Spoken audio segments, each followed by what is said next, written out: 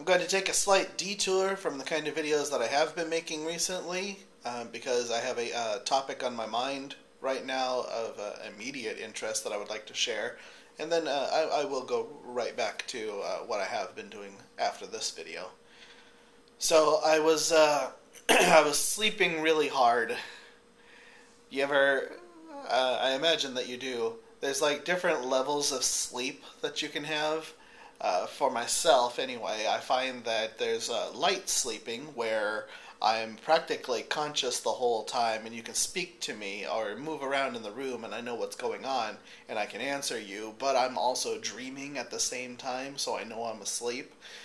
And then there's the normal sleeping, which is the usual 6 to 8 hours that I get to get through the night so that I'm ready to work the next day. And then there's the really hard sleeping where nothing on earth was going to keep you awake and nothing on earth was going to wake me up. And that's the kind of sleep that I was having right now when I had this dream.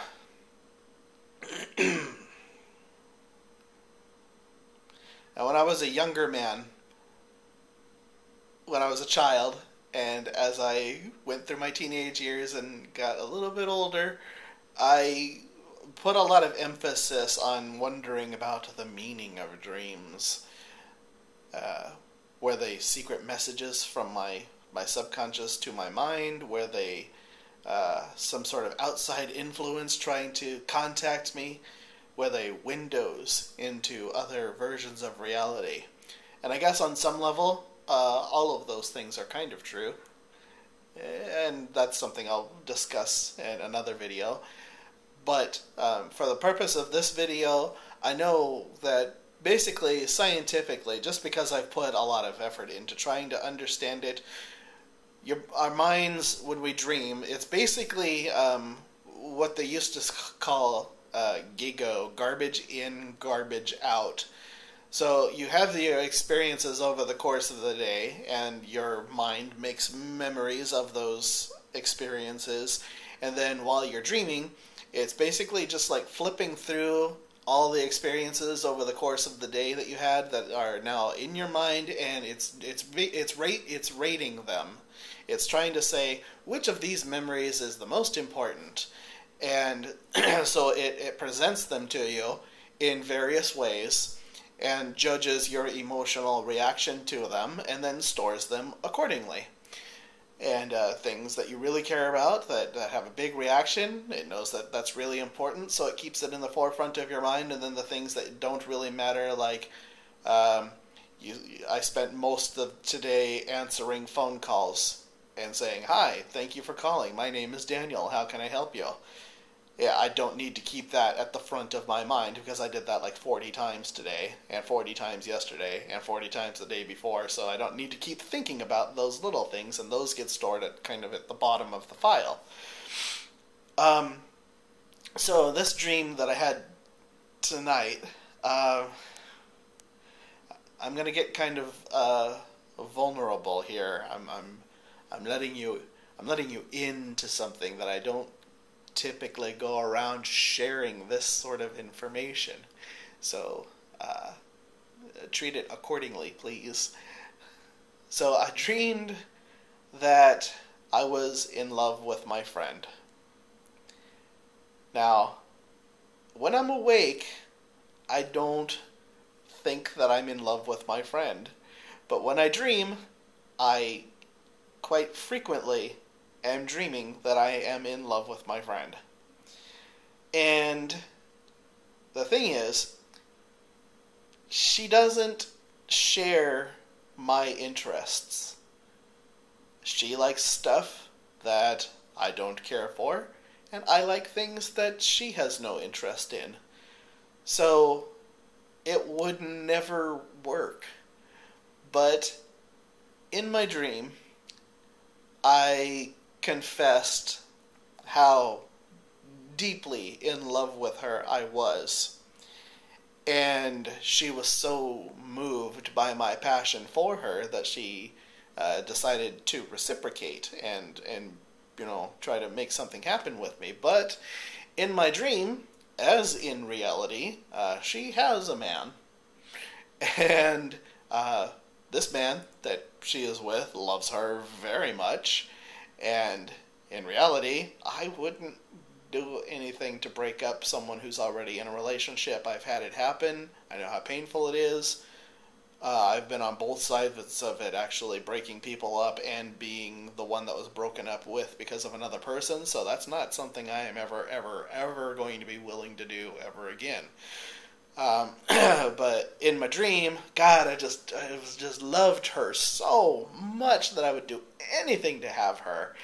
And ultimately, she did decide to try to make something work with me, and she was having to break up with her boyfriend in my dream.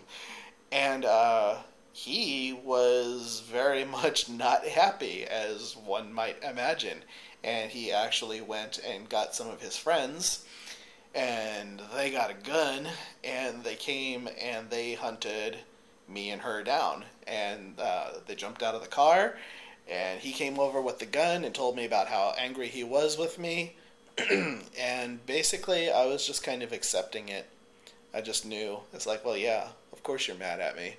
Of course. I mean, yeah, you're mad at me. I did something very extremely painful to you for my own personal gain. Yeah, I would be mad at me too. And his nature being more violent than mine, he brought a gun to the party and pointed it at me.